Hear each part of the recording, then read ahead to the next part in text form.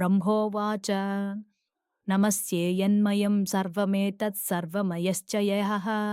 विश्वमूर्तिः परं ज्योतिर्यत्तध्यायन्ति योगिनः यरुग्मयो यो यजुषां निधानं सान्नां च यो योनिरचिन्त्य शक्तिः त्रयीमयः स्थूलतयार्धमात्रा परस्वरूपो गुणपारयोग्यः त्वां सर्वहेतुं परमं च वेद्यमाद्यं परं ज्योतिरवेद्यरूपं स्थूलं च देवात्मतया नमस्ये भास्वन्तमाद्यं परमं परेभ्यः सृष्टिं करोमि यदहं तव शक्तिराध्या तत्प्रेरितो जलमहीपवनाग्निरूपां तद्देवतादिविषयां प्रणवाद्यशेषां नात्मेच्छया स्थितिलयावपि तद्वदेव वह्निस्तमेव जलशोणटपृथिव्याः सृष्टिं करोषि जगतां च तथात्यपाकं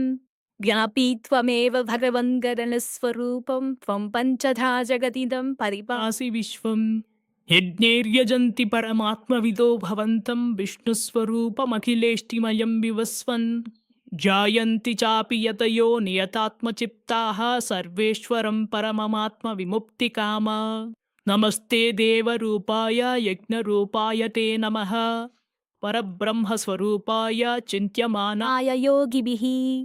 उपसंहर तेजो यत्तेजसः संहतिस्तव सृष्टेर्विदाताय विभो सृष्टौ चाहं समुद्यतः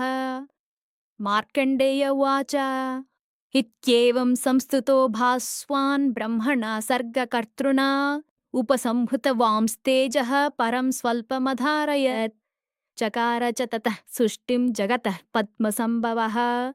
तदा तेषु महाभागः पूर्वकल्पान्तरेषु वै देवासुरादीन् मर्त्यांश्च पश्वादीन् वृक्षवीरुदः ससर्ज पूर्ववद्ब्रह्मा नरकांश्च महामुने इति श्रीमार्कण्डेयपुराणे शततयो अध्याये ब्रह्मकृत श्री आदित्यस्तवम्